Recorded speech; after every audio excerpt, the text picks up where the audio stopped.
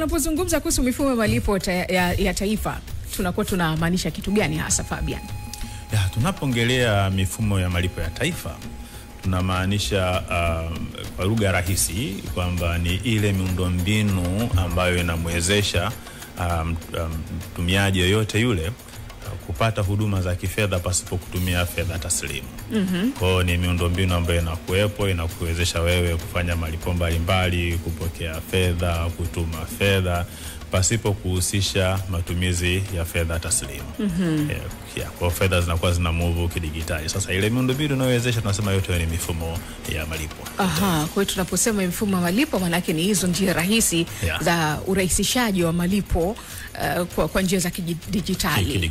Na si swala kama ambao tumezungumza hapa, pia kutumia Mastercard yenyewe pia imo katika mifumo. Na yenyewe katika mifumo. Sawa kabisa. Huduma hii ina manufaa yapi hapa nchini kwetu, lakini vile vile inanufaisha vipi katika upande wa masuala ya fedha hapa nchini? Tukiangalia kwa upande wa manufaa, manufaa unaweza kuweka katika sehemu mbili, kwamba kwanza unaangalia wewe mtumiaji manufaa ulionapata, lakini tunaangalia manufaa kama nchi inapata manufaa gani. Tukianza na mteja, mtu wa kawaida anapotumia mifumo ya malipo. Moja ni kuhusiana na usalama. Kitu cha kwanza ni usalama wako. Fedha siku zote unaposhika fedha taslimu mkononi, unakuwa na usalama wako na mwenyewe unaanza kuutia katika wasiwasi, na huo wasiwasi unaanza kuonyesha wewe mwenyewe unapokuwa na fedha mkononi, kwamba kwanza unakuwa unaona kama labda watu wanakuona, unakuwa na wasiwasi wa kupoteza, unakuwa na wasiwasi wa kuibiwa. Kwa hiyo yote unakuwa unatembea na wasiwasi. Kwa hiyo na wasiwasi ule unaongeza wewe kutokuwa salama. Salama kiafya, kwa sababu unaishi na wasiwasi, na maana yake unajileta katika maambukizi ya magonjwa, unajileta katika mifumo ya magonjwa ambayo sio ambukizi, shinikizo la damu na kadhalika, kwa sababu tu unaishi na wasiwasi. Lakini vile vile kuna swala zima la upatikanaji wa hizi huduma za kifedha kwa urahisi. Kwa sasa hivi utakumbuka, sasa hivi mtu hata kwa nyumbani unaweza ukapata huduma zako za kifedha, ukafanya miamala ukiwa nyumbani, popote simu yako mkononi. Simu yako ya mkononi. Kwa hiyo ni moja wapo ya urahisishaji ambao unahusika na hii mifumo ya malipo. Lakini vile kwa mtu wa kawaida, utunzaji wa kumbukumbu. Wakati mwingine unajua tunapata pesa, lakini tunapokuwa tunazitumia hatujui tumetumiaje. Wakati mwingine ujue hata ile nimenunua nini, hivi nilikuwa na hela kiasi fulani, lakini unfortunately sasa hiyo pesa imeishaje. Ukitumia mifumo ya malipo unaweza ukarudi kwenye statement yako ukaangalia, kumbe nilifanya hiki, kumbe nilifanya hiki. Kwa hiyo unaangalia kabisa kwamba utunzaji wa kumbukumbu, na hii inaweza kumsaidia mtu hata kufanya mipangilio ya matumizi yake ya fedha. Kwa sababu siku nyingine unasema kwa nini nilinunua hiki? Sikuwa na sababu ya kununua hiki. Sikuwa na sababu ya kufanya matumizi haya. Kwa hiyo inasaidia sana katika hilo. Lakini ukienda kwa upande mwingine wa kama nchi, unajua kama nchi tunahitaji uchumi wa fedha, unahitaji mzunguko wa fedha uwepo. Mzunguko wa haraka. Unapotumia fedha taslimu, unasema unachelewesha mzunguko wa fedha.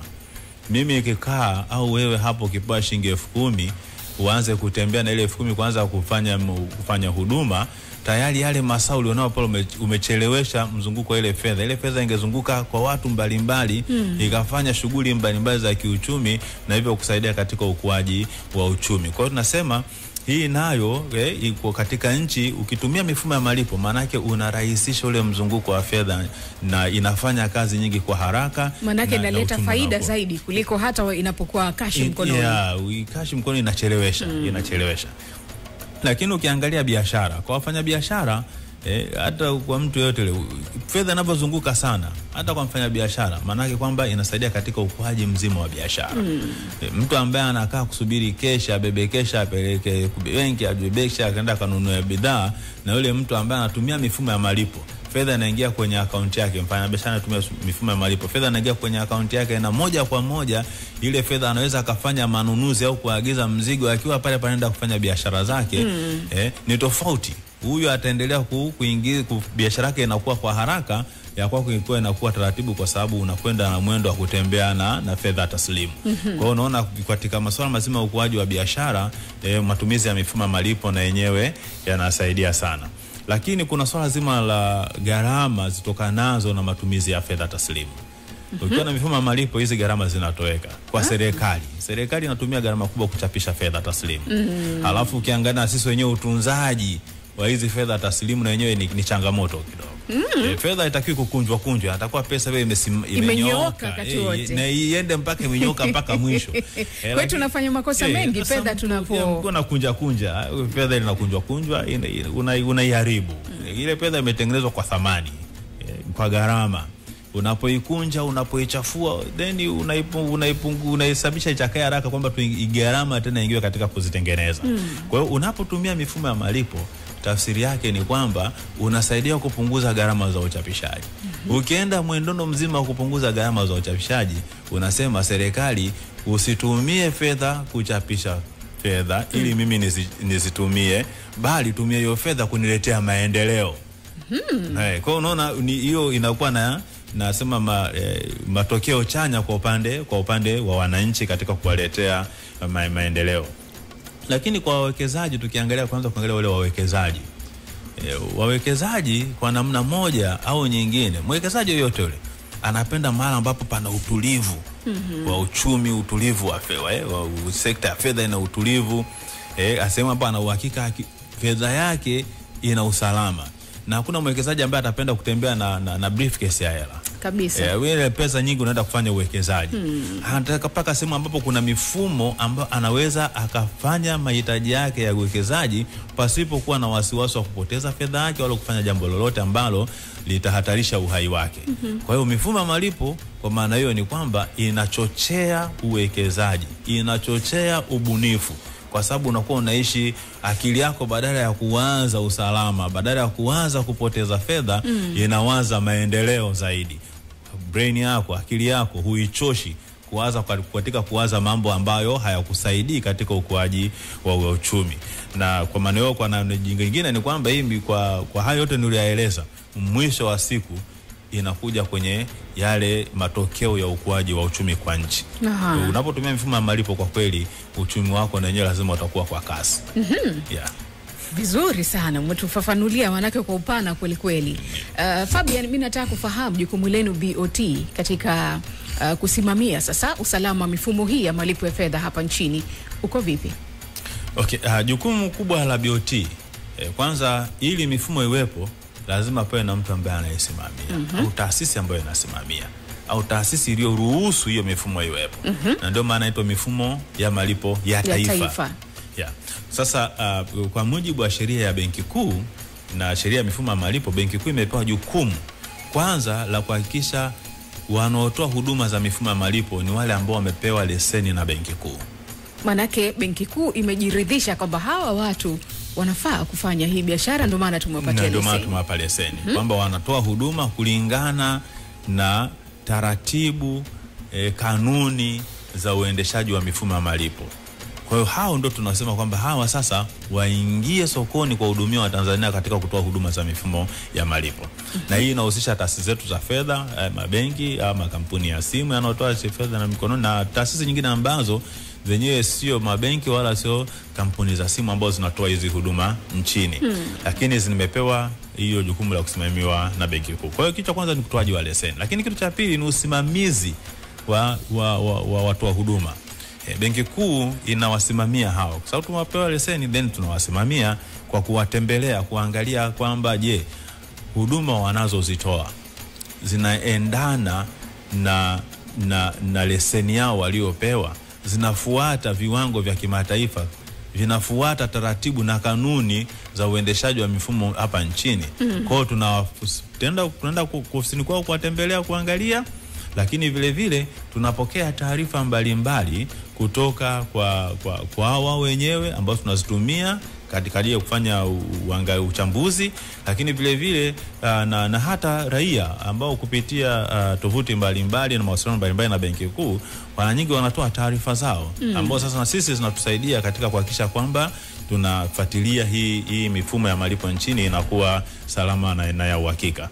Kuongezeka kwa hizi huduma za kidijitali pengine zinachangia kuwepo kwa mifumo mingi ya malipo, na sio pengine ndi hivyo ilivyo, inachangia mno.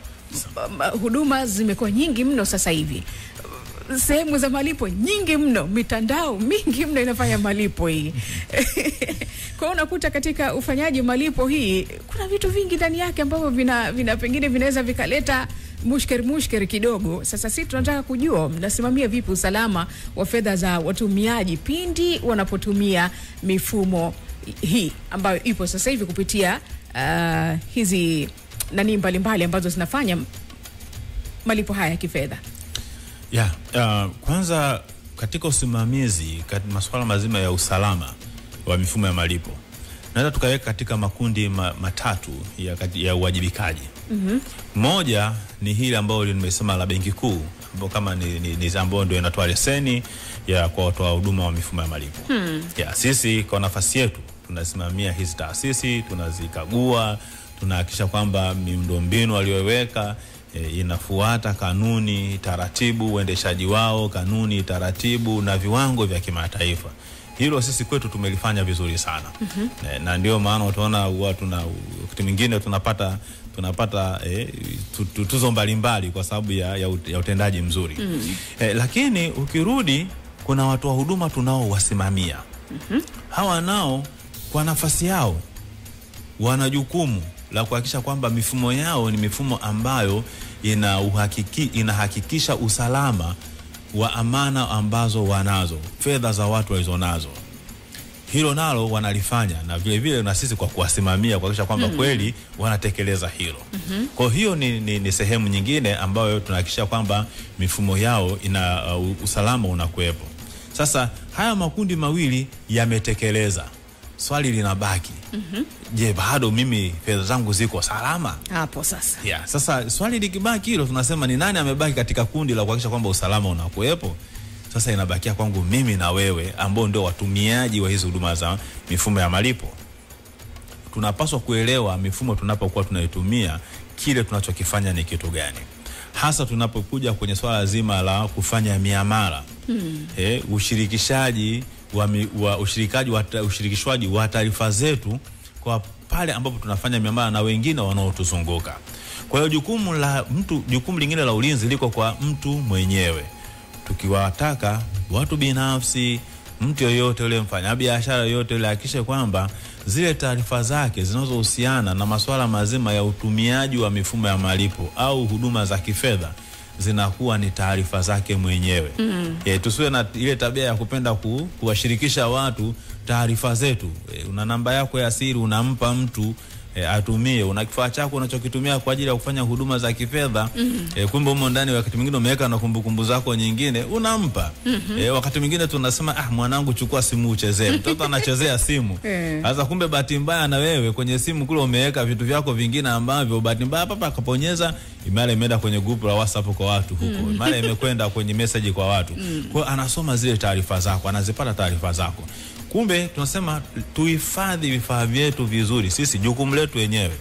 Na inapofikia sisi tunaposhindwa kutimiza wajibu wetu kama watumiaji, maana yake ni kwamba fedha kwa sababu ni mifumo, watu wakianza kupitia kule utasema mtu wa huduma hakutimiza wajibu wake au benki kuu hakutimiza wajibu wake. Ukija ukiangalia hao wote wamehakikisha kwamba mifumo iliyopo yote ni salama. Sasa ukija ukaangalia mwisho unasema sasa mbona wewe ulifanya hivi?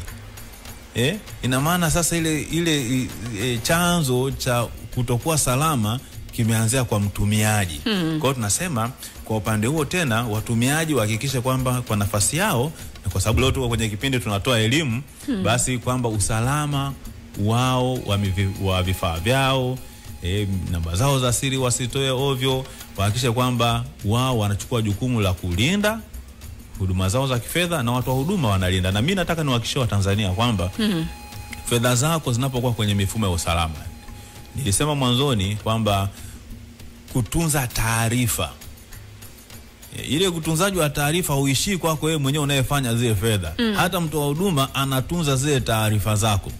Kwa hiyo ina maana kwamba hata kama fedha imetoka katika mazingira ambayo tatanishi, bado fedha yako tunasema yuko salama kwa sababu taarifa zako zinaonekana ziko hujahusishwa. Maana utahoji hii ilienda wapi? Ilienda wapi? Na yule naye atafanya uchunguzi. Unaona, kwa hiyo inatoa zile, unapata zile vitu vya sehemu ya kuanzia uchunguzi. Okay, hapa ilipita hapa ikaenda hivi, nani alifanya hivi, mwisho wa siku nasema hii bwana fedha yake irudi. Mnarudi kwa fedha yako, nasema inaendelea kuwa salama siku zote. Hivi karibuni Fabian, kumetokea jambo moja ambalo kidogo limewashtusha watu, baadhi ya mabenki tunayotumia haya.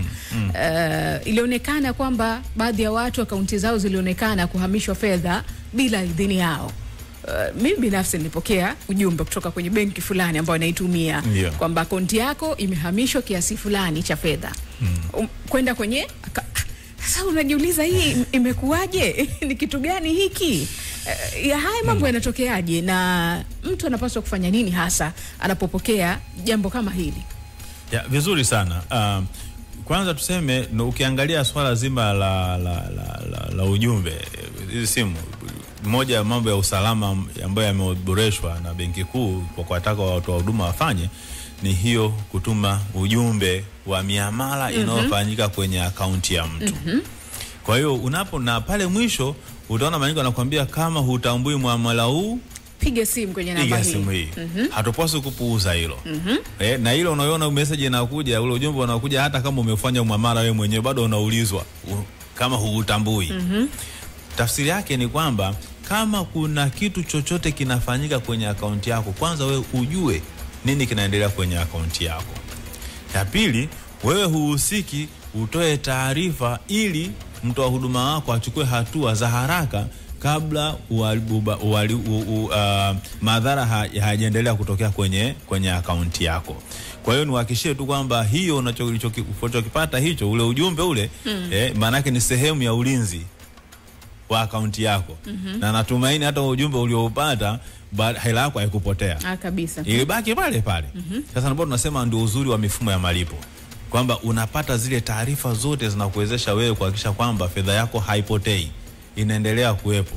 Maadamu umetimiza wajibu wako, mtu wa huduma ametimiza wajibu wake, basi ile fedha haipotei. Chochote kitakachotokea katikati, bado fedha yako inaendelea kuwa salama. Kwa hiyo wakati mwingine inawezekana tu systems zinaweza zikasumbua vitu, au uko kwenye mabenki au kwenye mifumo yoyote haiko sawa. Wakati mwingine ni wanasema ile hii mifumo ni ya kiteknolojia. Kwa hiyo lazima wakati mwingine wanasema muiboreshe. Kwa hiyo wakati mwingine inaweza kutokea katika uboreshaji tu, kwamba katika uboreshaji basi messages hizi ukapata message kwamba fedha yako imetoka, lakini kimsingi fedha yako bado kumbukumbu zile zipo, inaonyesha kwamba fedha yako haijatoka, itaendelea kuwepo. Kuna baadhi ya watu ambao pia huwa wanalalamika kupata makato ya fedha ndogo ndogo hizi, shilingi 100, 200, unaweza kuzikuta hazimo kwenye akaunti yako kwa style ya namna hiyo. Hii inakuwa inahusiana vipi na swala zima la ulinzi, na nyinyi kama BOT mifumo hii mnakuwa mnaielewa au mmeshawahi kusikia malalamiko ya namna hii? Kwanza niseme kitu kimoja, sijawahi kuona hiyo, lakini kama ipo tutaichukua, tutaifanyia kazi. Lakini utoaji, hii ni mifumo inatumika, na kuna vitu tunasema ni control, ule utaratibu mzima wa fedha kutoka kwenye akaunti ya mtu na uendeshaji wa hii mifumo. Hii mifumo haendeshi mtu mmoja katika taasisi. Kwa hiyo unakuta ni watu, kila mtu ana wajibu wake. Huyu atafanya hiki, huyu atafanya hiki, huyu atafanya hiki, yani vitu tofauti ambavyo vinawezesha sasa ule muamala uweze kukamilika. Lakini mifumo inafanya yenyewe, iko nasema iko automated, sio kwa Kiswahili kizuri nasemaje, kwamba ni inafanya yenyewe bila kuingiliwa. Ndivyo ambavyo imejengwa. Kwa hiyo swala la fedha kukatwa, mtu kwamba fedha yake imekatwa bila yeye kuwa na taarifa, hiyo huwa ni ngumu sana, kwa sababu pale hakuna uingiliaji. Lakini tunasema kama kuna vitu vya namna hiyo vinatokea, na kizuri ni kwamba hata wafanyakazi wa mabenki wanakwenda kwenye mabenki wenyewe wanafanya, lakini ni watu ambao wamechunguzwa vile vile, na hata kama mtu anahusika anachukuliwa hatua, lakini bado fedha ya mteja inabaki kuwa salama. Hizo inakuwa ni vitu vya ndani, lakini mteja bado anabakia fedha yake na kuwa salama. Na ndio uzuri wa matumizi ya taasisi za fedha na kuweka fedha kutumia mifumo ya malipo. Kwa sababu ukiweka nje ya mifumo ya malipo kwa kuogopa huku ikule kipotea imepotea, huipati. Lakini huku fedha yako haipotei, inaendelea kuwa salama mpaka siku utakapokuwa unaitumia wewe mwenyewe. Sawa sawa. Chingine ambacho nilitamani kufahamu kwenye haya ambayo tumeyazungumza, tangu tumeanza kutumia mifumo hii ya malipo kidijitali, mmeshawahi kupokea ama kusikia labda kuna mfumo fulani mbovu, kampuni fulani haiendeshi sawa, pengine mkashtaki ama mkafanya chochote?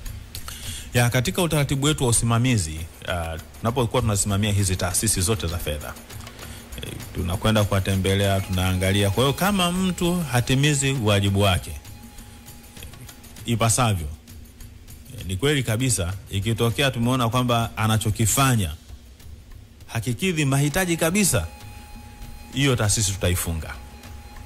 Maana haijawahi kutokea. Haijawahi kutokea. Lakini kama ni vitu ambavyo anaweza kurekebisha, ataambiwa arekebishe.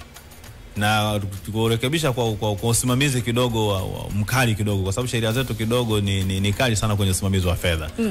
Na watu wa huduma wanafahamu hilo. Swala hili la usimamizi wa fedha hakuna mzaa.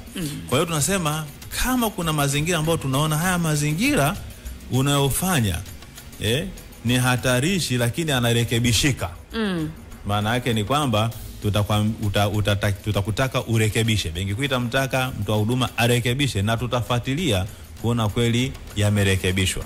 Na kama hairekebishiki, tutamwambia bana, wewe huduma za kifedha zimekushinda.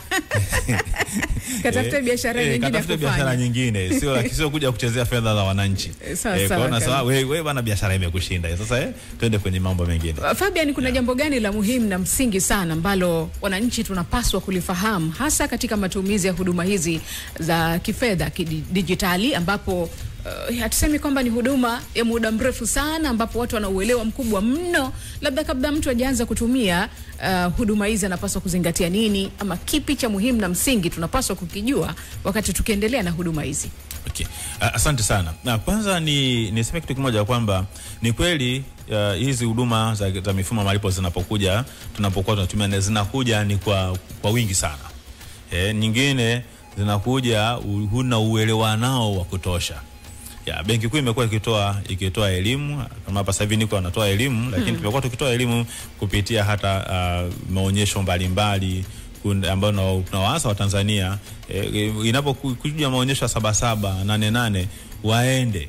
Benki Kuu inakuepo kule na watu wa huduma wanakuepo kule, wanapata nafasi ya kuelezwa maswali yao na kiu yao kujua vitu vingine na kujua nini kinachoendelea. Hawa watu wa huduma, tusiogope kuwatumia watu wa huduma tulio nao, na kusikiliza vipindi mbalimbali vinavyotolewa kwa kuhusiana na masuala ya huduma za kifedha na mifumo ya malipo nchini. Kabla ya kutumia ile huduma, kwa sababu hii huduma inatolewa na mtoa huduma wako, usisite kuwasiliana naye ili uweze kujua faida za matumizi ya ile huduma husika. Na hili niliweke vizuri, na kwamba wakati mwingine tunashawishika kupata maelekezo kwa watu ambao hata hatuwajui. Yaani wewe mtu ndio mara ya kwanza unakutana naye, unachukua maelekezo ya kutumia ile huduma. Mimi natumia mtandao fulani bwana, nzuri sana. Nzuri sana. Ndio sawa unatumia, lakini sasa mimi sikujui, unijui, hatujawahi kukutana. Lete mimi nikusaidie kufanya setting kwenye mfumo wako na simu yako na nini, na unatoa. Kwa hiyo nasema lazima tutumie. Hawa watu wa huduma wote wana madawati ya huduma kwa wateja. Wana namba za simu za huduma kwa wateja. Kwa hiyo mtu wa huduma wako lazima uwasiliane naye katika kila huduma ambayo anaitoa, ili uweze kunufaika na ile huduma. Na kizuri zaidi, hawa watu wa huduma kila wanapokuja na huduma mpya kwa wateja wao, wanawataarifu kwamba sasa tuna huduma hii hapa. Na wewe kama mtumiaji wa mteja yule mtu wa huduma, una wajibu wa kuhakikisha kwamba unaifahamu vizuri ile huduma ambayo inatolewa na mtu wa huduma wako kwa mawasiliano mbalimbali ambao umepewa na mtu wa huduma. Kwa maana hiyo utakuwa unajihakikishia matumizi salama ya mifumo ya malipo na huduma za kifedha ambazo zinatolewa na mtu wa huduma wako. Na katika hilo hatutegemei kwamba utafanya vitu kinyume na maelekezo sahihi uliopewa na mtoa huduma. Sasa kabisa. Kuna jambo limeenea sana hapa nchini. Kuna baadhi ya watu wanatumia mitandao hii kuweza kukopesha watu fedha. Wanajiita majina mbalimbali. Wanakopesha mitandaoni humo, watu wanakopa, lakini mwisho wa siku kwenye kulipana inakuja kwa tabu, watu wanafanyana vitu ambavyo haviko sawa. Mimi nataka kufahamu kimoja, Fabian, hawa watu ambao wanakopesha mitandaoni wanafahamika BOT ama wapi wanapata vibali na kusajiliwa? Asante sana kwa swali zuri. Na nitoe wito tu kwenye hili. Mwanzoni nilisema watoa huduma wote wanaotoa huduma za fedha nchini wanapewa kibali kutoka BOT. Wamepewa kibali kutoka BOT. Kama huna kibali kutoka BOT, tafadhali usijihusishe na utoaji wa hizo huduma, kwa sababu unavunja sheria za nchi. Ni makosa. Sasa kwa hata wale wakopeshaji ambao hawana kibali cha BOT, maana yake kama wanafanya hiyo huduma ni bora wakaanza kuacha au wakawasiliana na Benki Kuu ili waweze kutoa hizo huduma kwa kufuata taratibu, kanuni na miongozo ya utoaji wa huduma za kifedha nchini. Kwa hiyo hii mifumo yote tunayoiona, hapa tunaongelea teknolojia. Mtu akiingia kwenye App Store, akikuta kule naye anafika ana download app hii, anajisajili. Sasa haya ndio ambao nimeyasema mwanzoni kuhusiana na utunzaji wa taarifa zetu.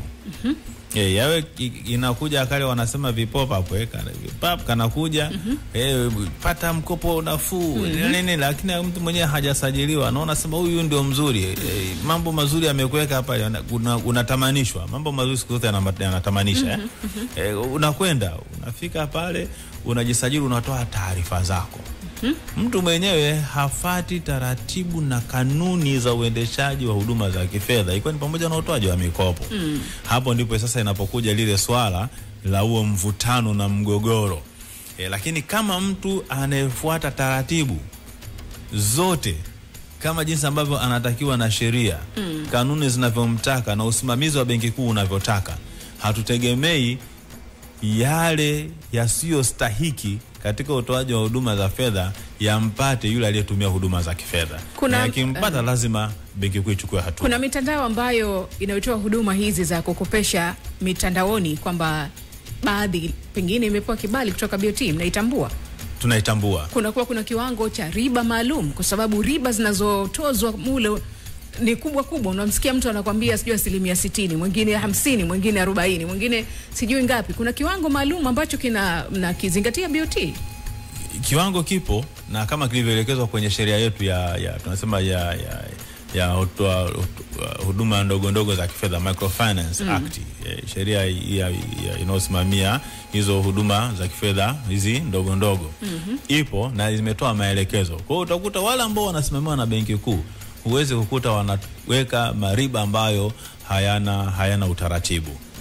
Na niseme tu, hawa ambao wanafanya biashara, Benki Kuu inafanya kazi kushirikiana na vyombo vya ulinzi na usalama kuhakikisha kwamba kama wanapatikana watu wa namna hiyo wanachukuliwa hatua. Kwa mfano ambao wamesajiliwa ama wana kibali kutoka BOT, riba huwa haizidi asilimia ngapi? Kama unaweza kutusaidia ambao wanasikia wasikie wa Tanzania. Riba haizidi 3%. Haizidi 3% ambao wanafini kwa sababu wanaipa kwa mwezi, 3%, haizidi 3% kwa mwezi. Kwa hiyo na wao wanajitengenezea kulingana na mazingira ambayo walikuwa nayo. Na tukumbuke hizi ukopeshaji, hizi riba sisi tunahusika vipi? Labda hapo lazima tuangalie. Kutolipa mikopo. Unasema hii mikopo unapewa mkopo haujaweka dhamana. Yaani mtu anakupa hela hana kitu cha kushika. Alafu wewe hurudishi. Usione au wewe kwa sababu ukiona kitu cha kurudisha unaogopa kitu changu kitachukuliwa, sivyo? Lakini huna kitu cha dhamana, haipo. Sasa nasema hii mikopo mara nyingi watu tukiheshimu, riba zitakuwa ndogo sana. Yaani tukijiwekea utaratibu wa kwamba ninakopa ninarudisha kwa wakati. Sawa, Fabian, nimekuelewa hiyo. Kwa watu ambao wako kihalali, BOT imewasajili na wana kibali pale, ndio wanafanya kazi za namna hiyo. Kwa mtu ambaye pengine ameshindwa kurejesha fedha kwa wakati ambao amekubaliana nayo, inaweza ikamkuta hali ya namna hiyo. Lakini kuna hii wingi wa mitandao ama taasisi ambazo zinafanya kazi hizi pengine ni kinyume na cha sheria. Ndio maana wanaweka mariba makubwa sana, na ndio watu wanapokimbilia huko kwenda kukopa, alafu shida inakuja kutokea huko baadaye. Nyinyi kama BOT mnahakikisha mnafanya mikakati ipi kuweza kuondosha hii tafrani ambayo iko sasa hivi hapa nchini, ili kuweza kutengeneza sasa ile njia tunasema sahihi ya pengine kuwepo na mitandao inayotambulika rasmi kufanya biashara hii, na riba zake si za kuumiza, wananchi waweze kufanya sheria, pengine mikopo ipate inavyopaswa, sio? Ya, kitu cha kwanza tunasema ni ile ushirikiano kati ya Benki Kuu na vyombo vya usalama kuhakikisha kwamba hawa ambao wanatoa huduma pasipo kuwa na leseni ya Benki Kuu wanachukuliwa hatua. Hiyo ni hatua ya kwanza. Lakini hatua ya pili ni kuhakikisha kwamba tunarasimisha hizi biashara za utoaji wa mikopo. Watu wanaingia, wanapewa leseni na vibali vya kutoa hizi huduma. Na nikuhakikishie tu kwamba kwa sasa hivi tuna taasisi nyingi sana zinazotoa huduma za kidigitali ambazo zimepewa leseni na Benki Kuu na hazina hizo riba ambazo zinaumiza watu, na wanafuata taratibu na kanuni ambazo zimewekwa na Benki Kuu. Kwa hiyo Watanzania, kabla ya kuchukua mkopo, tunasema lazima ujiridhishe kwamba huyu anayechukua mkopo kwake ni kweli amepewa leseni na Benki Kuu, kwa sababu wapo watoa huduma wengi sana ambao tumewapa leseni. Na swali langu hapo pole kukatize, mtu anajuaje kama huyu yuko halali, amesajiliwa na BOT inamtambua, kwa hiyo ana nafasi ya kuweza kuifanya biashara hii halali, na tofautisha na mtu ambaye pengine anafanya tu? Ya, watu wa huduma wanaotoa huduma za huduma za kifedha wote, kila wanapopewa kwa wanapewa leseni, huwa tunaweka kwenye website yetu. Ili iweze mtu yote popote duniani anaweza kujua kwamba nikitaka kwenda Tanzania, nikitaka huduma za kifedha naweza kupata kwa watoa huduma hawa na hawa. Kwa hiyo yote ipo. Na wasema tunawashauri sana watu kuzitumia hizi huduma. Na kama tunaona inashindikana sana, turudi kwenye hizi huduma ambazo tunazifahamu tayari. Makampuni yetu haya ya kutoa huduma za kidigitali ya simu kwa kushirikiana na mabenki yanatoa hii mikopo ya kidigitali. Benki zinatoa kidigitali kupitia makampuni yetu haya ya simu. Kwa hiyo bado tuna uwezo wa kupata zile huduma pasipo kuhitaji kujiingiza kwa watu wa huduma ambao tunatoa taarifa zetu alafu wanashindwa kutumia taarifa zetu vibaya, na mikopo wanachaji riba kubwa. Lakini kikubwa na sisi vile vile, unajua wakati mwingine tunasema watu wanaogopa kuja huku kuliko kwenye usalama. Kwenye usalama huku wanakuogopa huku kwa sababu mtu hataki kurudisha fedha. Kwa hiyo anakwenda huko kwenye janja. Anakwenda kwenye janja. Sasa ukienda kwenye janja unakutana na janja. Kwa nasema tutumie hizi taasisi zetu ambazo tayari zimeshapewa, alafu zile fedha tukikopa turudishe. Kwa wakati hatutapata matatizo yoyote yale. Sawa. Jambo gani unawahusia Watanzania kupitia huduma hizi za malipo ya mtandao kitaifa? Kwanza ni Watanzania ni wasihi kitu kimoja, na ninawahusia kitu kimoja. Huduma za mifumo ya malipo ni salama sana na ni nzuri sana. Mtu ambaye alikuwa hajawahi kutumia hizo huduma akizitumia atafurahi sana. Sana. Kuanzia mfanyabiashara. Unajua tutaenda kwa wenzetu wafanyabiashara, nafikiri ndio wangekuwa namba moja kuhakikisha kwamba wenyewe mtu akimletea fedha taslimu anamwangalia mara mbili. Vipi bana? Mbona hujaingia? Mimi nalipa namba, nina account lipa moja kwa moja. Zina faida kubwa sana katika utunzaji wa taarifa, usalama, fedha zetu hazipotei kirahisi. Mimi kwa mfano kama wewe hapo leo unaenda kununua bidhaa. Unakwambia sina chenchi. Unakaa kusubiria uletewe chenchi. Chenchi imekosekana. una mawili. Ubakize au urudi baadaye. Umeona tatizo? Kwa hiyo nasema fedha yako unalipia, ukitumia mfumo wa malipo unalipia kitu kile halisi. Upate usumbufu wa chenchi, upate usumbufu wa aina yoyote ile. Na hata mfanyabiashara hapotezi hela yake. Na yeye hela yake kwanza umeajiri watu, wanashika hela, mara imeibiwa, wengine siku hizo wanasema si nini? Wanasema chuma ulete tu umepewa hela imepotea. Kwa nini usitumie mifumo ya malipo? Watu siku hizi wanachanja tu na kadi mkononi. Na kadi unakwenda. Mambo yameisha. Na Benki Kuu, moja mambo ambayo tumefanikiwa sana ni kuwa na msimbo jumuishi. Wanasema ile QR code. Jumuishi. Ni moja ya vitu ambavyo tunajivunia sana nchini. Na watu wakitumia hicho. Kwamba mimi nikiwa na simu yangu ya mkononi, nikiwa na mtu wa huduma wangu ninaweza nikafanya malipo, nikanunua bidhaa kwa mfanyabiashara yoyote ambaye ana huo msimbo. Bila kujali yeye ana benki, anatumia benki ipi, mtu wa huduma ipi wa fedha. Bila kujali. Tuna taasisi zaidi ya 30 za kibenki. Na makampuni yanatoa huduma za kifedha ambayo sio mabenki zaidi ya 60.